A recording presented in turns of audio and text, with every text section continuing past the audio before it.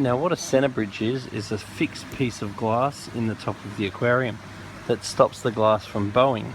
So the center bridge is used to hug the aquarium in, so it hugely increases the strength of the aquarium. Now there are rimless, braceless aquariums that don't have center bridges, but if you're going to have one of these aquariums that have no center bridge, the glass must be extra thick, because all of the support for the aquarium must be drawn from the thickness of the glass and the thickness of the join.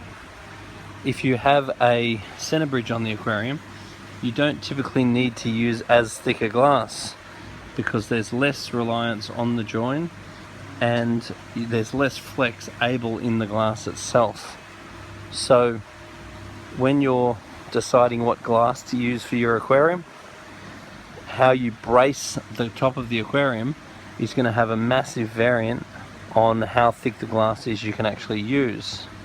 So as a guide, with a well braced aquarium, which has got good bracing, good ridging, and well hugged in with the center bridge, you can go up to 610 high in 10mm glass. You can usually go up to about 500 high in 6mm glass. Then you can go up to 762 in 12mm glass. Then you can usually go about a meter in 15mm glass. You can usually go about 1.2 meters in 19mm glass. But when you start talking about the big aquariums, the length and width is also a consideration. So therefore getting an engineer to certify the glass that you use would be well worth it. If you are going to go and build something really massive, it's worth spending the money to get an engineer to certify it, because if you go and build the aquarium out of the wrong glass, you could actually be liable for any damages or someone that you may injure.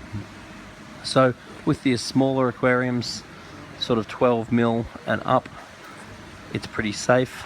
With the bigger aquariums, it is absolutely not safe.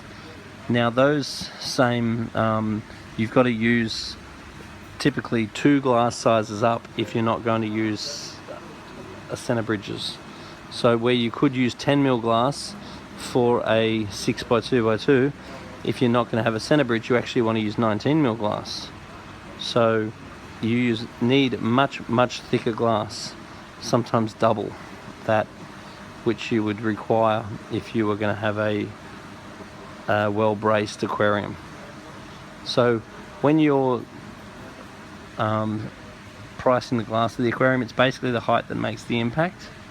It's really not the width, because glass has a downward pressure, and you can have something with the right glass, which let's say can handle a meter by a meter, then you could go 10 meters. That way it would make basically no difference, because most of the downward pressure is down, and then it would really be only the last meter that pulls it out.